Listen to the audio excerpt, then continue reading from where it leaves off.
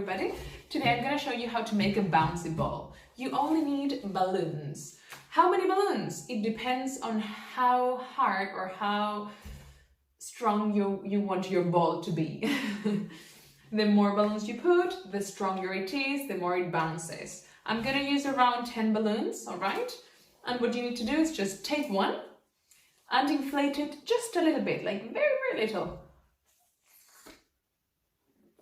Something like that or smaller. There. Okay. So you close the balloon, you make a knot, and then you cut the neck of the balloon. All right? It's very, very small. Then from the balloons you want to use, you cut the neck of all of them. So you start like this. You have the balloon and the neck. You don't need the neck.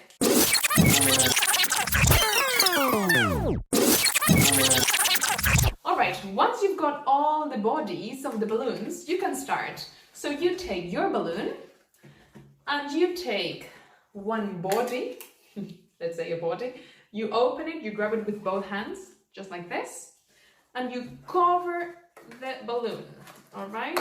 If it's too big, you're gonna see that it doesn't really work, but in this case my balloon is perfect. So I've got one, then I cover it with another one, and so on. You just need to cover it over and over and over.